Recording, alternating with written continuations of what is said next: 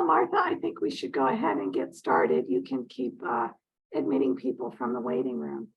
Okay, will do. All Okay. right, go right Yeah. ahead. Thanks, Martha. Okay.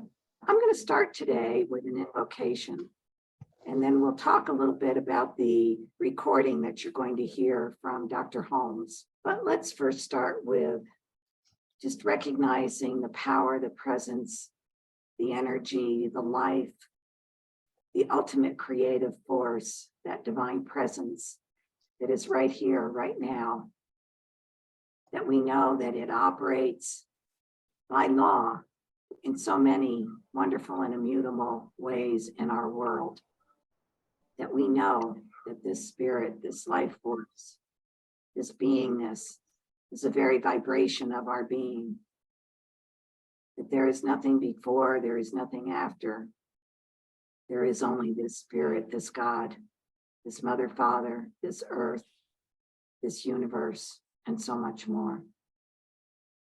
As I recognize that its presence is here and felt by everyone on this Zoom link, I recognize that we are all part of this one, that we are its operatives here on planet Earth.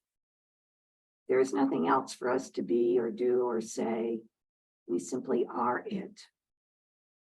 I rejoice in this knowledge. I rejoice in the knowledge that this session today is divinely guided, divinely led, divinely created for each person who is on this Zoom, and for all of those that may listen to it at a later date. I give thanks for this. I give thanks for this recognition, and simply let these words rest in that ultimate mind of God, for that is where they were created. And I simply say, and so it is. Well, today we have a special treat. We have Dr. Holmes talking about how to give a spiritual mind treatment. And we will listen to that recording in a few minutes. I want to point out a few things. I see that some of the people I recognize on the Zoom link are old-time science minders, religious scientists. They know all the steps of treatment. They know how it's to be given. But then I know that there are some people that are relatively new to this whole concept. So when we talk about spiritual mind treatment, we are actually talking about, you may have heard it referred to as affirmative prayer, where we are recognizing that one source within us and recognizing that it is the ultimate presence in our life, and that we can use a power, the law, that is greater than we are, and it will create whatever is in our mind. So as you're listening to this talk from Dr. Holmes, notice that he talks a great deal about the phrase, "It is done unto you as you believe."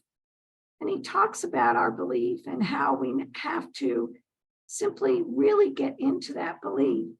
He also talks about the feeling of the treatment or affirmative prayer. Affirmative prayer works best when there is a feeling, and that feeling can be of divine presence, but it can be of other feelings too: happiness, joy, creativity, whatever. So listen for that as we listen to these words from Dr. Holmes.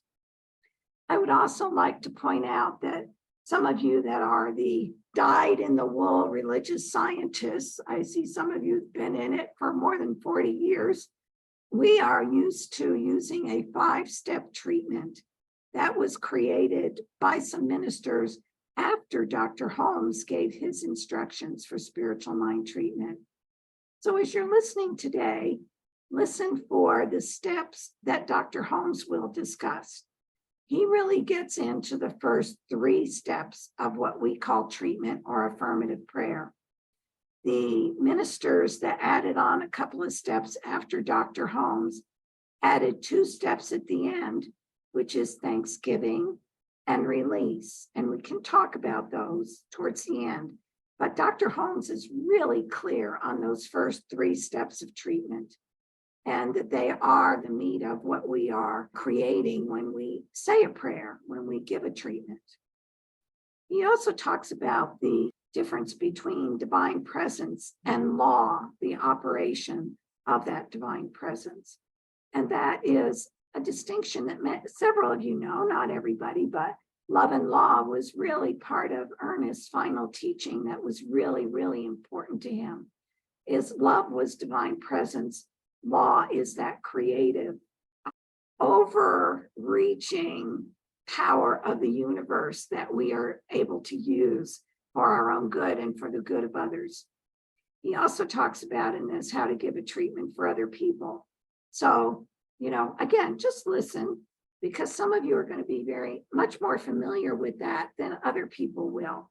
I would like to ask you today to think about 2 questions that I'll give you, that when we break up into small groups, we'll listen to Dr. Holmes first, and then we'll break into small groups.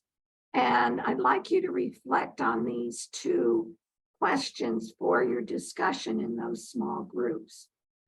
The first question is, what have you learned today in listening to Dr. Holmes?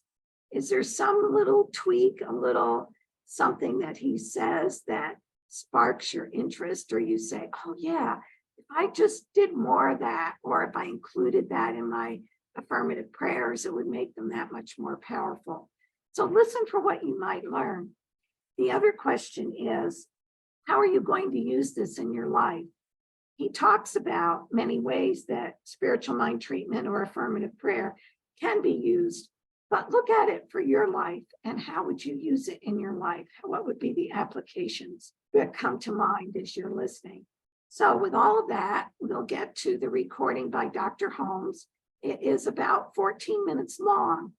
So just sit back, relax. I know some of you are taking notes. If you want to take notes, that's fine. Just remember the feeling tone of what Dr. Holmes is saying, and his words and his instructions are so powerful that you want to simply enjoy this. I will also say this, that if you want a transcript of what Dr. Holmes is saying, you can find that on the Science of Mind Archives website. There is a small charge for it, but it's reasonable. It's very reasonable. So with all of that, let us, Martha, if you would cue up Dr. Holmes, and we'll sit back and listen to the master teach us about spiritual mind treatment. How to Give a Spiritual Mind Treatment by Ernest Holmes. While there are no definite formulas for a spiritual mind treatment, since there is no magic in the words we use, there are methods of procedure which can be taught and understood. And these methods, if followed, will produce definite results, and the results will always be equal to the consciousness of the one giving the treatment at the time he gives it. There are times when one person gives a better treatment than another, and there are times when one gives a better treatment himself than he does at another time, because all spiritual mind treatment is really the result of an inward awareness back of the words that we use. The whole principle of spiritual mind treatment, like prayer, is based on the theory that a power greater than we are operates on the treatment and produces the actual results. At first, this seems difficult for people to realize, since strangely enough, while we believe in law and order throughout all life and in all the sciences, when it comes to mental and spiritual principles, we seem to forsake an intelligent perspective, and in some peculiar way feel that we are dealing either with a caprice in nature or the whimsical fancy of some deific power which may or may not respond. But there really is a science of mind and faith and prayer, if by science we mean the operation of a definite law of cause and effect. When Jesus said, "It is done unto you as you believe," he referred to this law, as though its action toward us were a logical reaction of our approach to it. First of all, "it is done" refers to a power that can and will and must respond. The statement, "as you believe" or "according to your belief," implies that the power is conditioned by the way that we are using it. And this means that its response really is a casting back to us of the reflection of our own acceptance. This is what is meant by as you believe. Spiritual mind treatment, consciously understood and definitely used, is based on this principle and this method of procedure. It is, of course, understood that those who have prayed with complete faith and conviction have unconsciously complied with this law. They have met the requirements necessary for its response. But since most of us do not possess such faith, the average person may still enjoy the privilege of depending on a principle that responds to him by corresponding with his mental attitudes toward life. It is necessary that we point out the difference between the prayer of faith, in which everyone believes, and an really conscious spiritual mind treatment, which but very few people understand. It is necessary that we understand the difference between what we call the divine presence, which is God, and the principle of mind which governs the law of mind in action. A principle is not a presence. And the presence of spiritual awareness in the universe, which is God, is more than a principle. The two great realities which we must affirm are first a divine presence of warmth and color and responsiveness, the infinite spirit and its response to us through communion. This, of course, is the essence of prayer. The next great reality is that we are also surrounded by a principle of intelligence and creativeness, which responds to us as we believe, because it operates on our belief. One is the law and the other is the presence. We should be careful to understand this. We do not believe that God is a principle. We believe that God is a universal presence in, through, and around everything. It is this presence with which we commune. We also believe in a mind principle that can be used. We do not have to inform the one or compel the other, but seeking communion with the presence, we should use the law consciously and for definite purposes.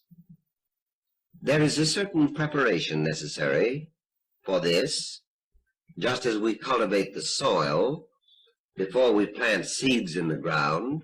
So we must cultivate our own consciousness. We must cultivate an inward awareness, filling our minds with a feeling of a great presence and the authority of a great law of good. Sometimes this means sitting quietly for a few moments, just sensing the presence, feeling it and believing it, and keeping the mind open to its influx, to a sense of peace and inward awareness. Then we must realize that our word, being the presence, the power, and the activity of the living Spirit, shall not return unto us void. It actually will be done unto us as we believe, as we affirm, and as we accept. Jesus said, "These signs shall follow them that believe." And you and I have a right to expect a sign, and we should expect one. Otherwise, we would merely be talking to ourselves or spending our time in wistful wishing or idle daydreaming. There is something dynamic and affirmative about a spiritual mind treatment. We do not deny that people are sick or unhappy or impoverished, for this would be silly. We do not deny the benefits of scientific medication or surgery or sanitation or the proper care of the physical body. We do not deny the mind with its actions and its emotional reactions. But we do affirm this, that man is a spiritual being here and now, and that he may draw upon a transcendent power here and now, that he may seek and find a new relationship of the mind with the spirit, which automatically will produce a new mind-body relationship. In introducing the subject of spiritual mind healing, we are talking about something that only persons in this field have very much knowledge of. The method and technique of spiritual mind healing is not generally understood, although most people believe in prayer and faith. And millions of people today are using some form of spiritual healing. Experience has taught that there are certain methods which will produce better results than others. And the following is a condensed but simple statement of the methods of practice used by most people in this field. Just take definite time each day to be alone and sit down, compose your mind, and think about God or harmony and peace, and try to arrive at a deep sense of calm. Then assume an attitude of faith in a power greater than you are, and say something like this: the words I speak are the law of good, and they will produce the desired result because they are operated on by a power greater than I am. Only good goes from me, and good alone returns to me. Now you're ready to give a specific treatment for yourself. Begin by saying words similar to these. This word is for myself. Everything I say is about me. It is the truth about my real being. You see, you are thinking about your spiritual nature, the divine reality of yourself. Say then, there is one life. That life is God, that life is perfect, that life is my life now. Say this slowly and with deep meaning. My body is a manifestation of the living spirit. It is created and sustained by the one presence and the one power, animating every organ, every action, and every function of my being. There is perfect circulation and assimilation and elimination. There is no congestion, no confusion, no inaction. I am one with the infinite rhythm of life, which flows through me in love, in harmony, and in peace. It is my life now. In treating for conditions, say everything that I do or say or think is governed by divine intelligence. I am guided into right action. I am surrounded with love, with friendship and beauty. Enthusiastic joy, vitality, and inspiration are in everything I do. I am conscious of divine guidance, of happiness, of abundant health and increasing prosperity. I am aware of my partnership with the infinite. I know that everything I do shall prosper. Every thought of not being wanted, of being afraid, every thought of uncertainty and doubt is cast out of my mind. My memory goes back to God alone. I have a sense of happiness and peace. I have confidence in myself because I have confidence in God. I am sure of myself because I am sure of God. I know exactly what to do under every situation. Every idea necessary to successful living is being brought to my attention. The doorway to an ever-increasing opportunity is open before me. I am continuously meeting new and larger experiences, and every day brings some greater good. Every day brings more blessing and greater self-expression. I am prospered in everything I do. I identify myself with abundance.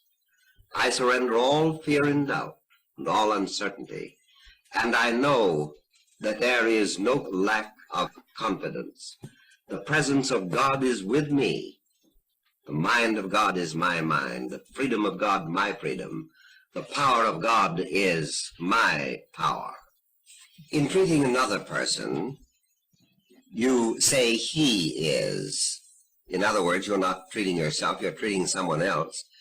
And therefore you are identifying your treatment with him by saying he, John Smith, is surrounded by goodness, governed by divine intelligence. He is inspired by divine wisdom. He is surrounded with love and friendship and beauty. And there is nothing in him that denies this good. Enthusiastic joy and vitality belong to him and express themselves in everything he does. He has a sense of happiness and abundance. You see, you are talking about him exactly as though you were explaining to yourself something about him, just as if you were treating yourself, you would say, I am. You now say, he is. The spirit within him knows the answer to any problem he has. It is in his own mind because God is right where he is. Therefore, he has complete confidence and trust and an abiding faith. And every idea necessary to his successful living is now operating in his mind. Then after you've done this, you could say, today, I bestow the essence of love on everything, and everyone I meet shall be lovely to me. My soul meets the soul of the universe in everyone. This love is a healing power. The law of good is flowing through me. I am one with the rhythm of its life. There is nothing to be afraid of. There is nothing to be uncertain about. God is over all, in all, and through all. And God is right where I am. I am at peace with the world in which I live. I am at home with the divine spirit in which I am immersed.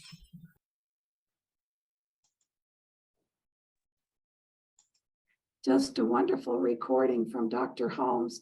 Any of you may have noted that that was on a CD that Dr. Holmes created. There are several of those. We'll be releasing those on the website, probably late summer, early fall. They're still in a preparation mode. I wanted to comment that I hope you picked up some of the steps, but I am putting in the chat what we teach children to find the 5 steps.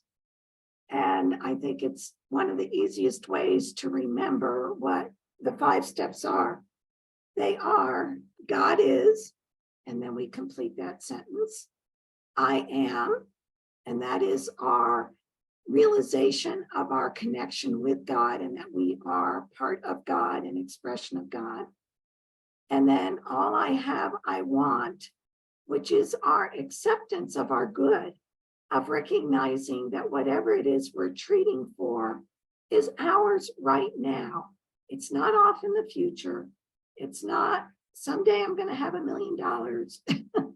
It is, I am prosperous right now, and recognizing that and feeling that. And so that's step number 3. And those are the steps that Dr. Holmes discussed in the recording. The ones that have been added since then is a thank you, God step or Thanksgiving. And then for children, we say over and out, which is release, let God take care of it. You've spoken your word. You've created your word.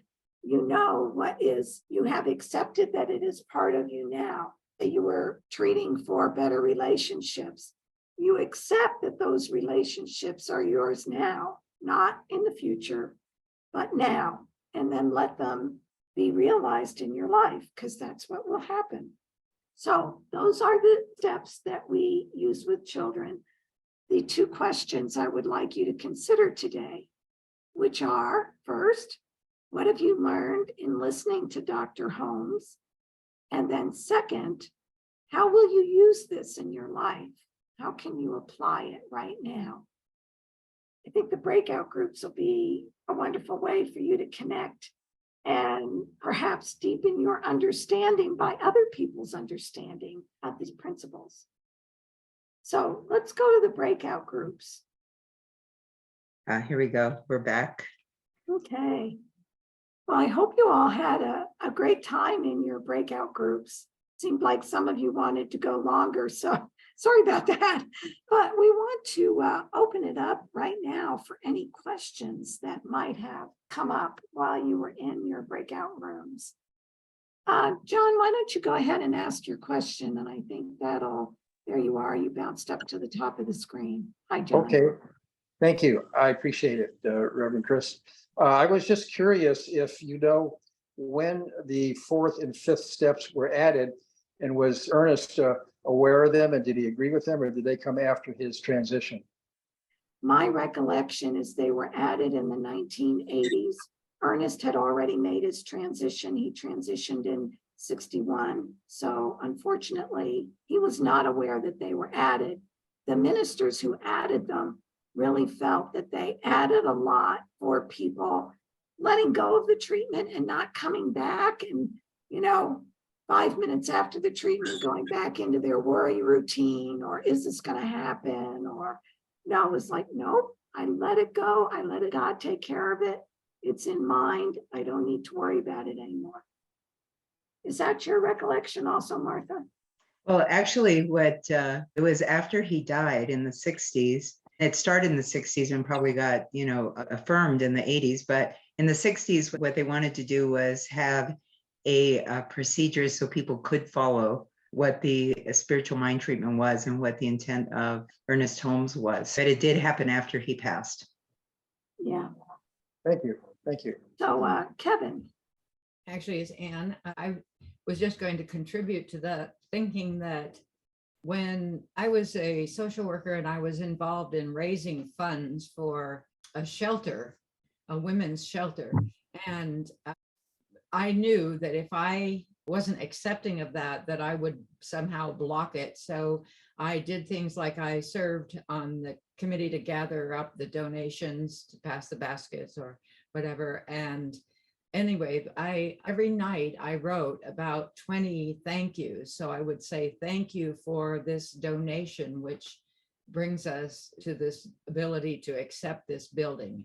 And thank you for this grant coming through, and so on. So I would do those every evening. And I think that was the best thing for me because it allowed me to accept those things. So I don't know, I'm glad they added that step. I think it's a real affirmation of your prayer or treatment. Yeah, thank you, Anne. I think that's a great example of just one way to really get it centered within yourself, that you're accepting the good that's coming. It's here, it's now. Thank you. There it is. Okay. I was going to add something about the thanks, but I will defer to Debbie. Here she comes.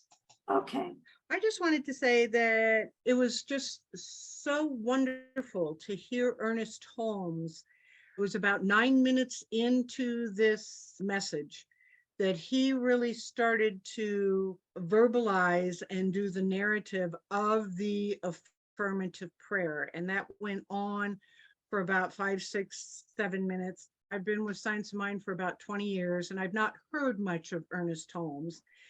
And it was, for me, just so personally beautiful to hear Ernest Holmes do that. We agreed the word was that beautiful, fluid, enriching Science of Mind treatment for all of us. And in my notes, I write, I need to listen to this again and again and again. So as John said, he was in my group, he said, wow, we got to hear it from the master. Yes, we did. And that so touched my heart. And I just wanted to share that. That was beautiful to hear him speak that. And boy, you talk about changing the vibration or the feeling. Whoa, talk a raising of vibration. So that was beautiful. I just wanted to say that. Thank you. Okay. Yeah, thank you, Debbie. Yeah, you hit a key point, is raising your own vibration. Because if you're just saying it like, ho hum, I'm not really connected, I'm just doing this. No, you got to be connected, and you've got to have that feeling. I think Barbara's hand was up next. Yes, two things. First, I agree with Debbie. Isn't it always wonderful whenever we hear Ernest, and I'm just going to say him because we probably hear lots of other things, but you can feel as if he just recorded that today, a few seconds ago, which lets me know, I'm sure it's the same for all of us, he's in that realm that we are all in at that point. We're laying away self and we're there.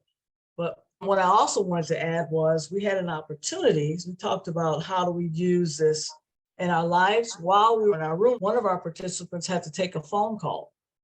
And I don't want to call out anybody embarrassed because it's not that. It was a learning for us. She forgot to place her phone on mute, right? So we had an opportunity to listen to the conversation. And what it was is a person was asking her for some guidance that she could not give in that situation.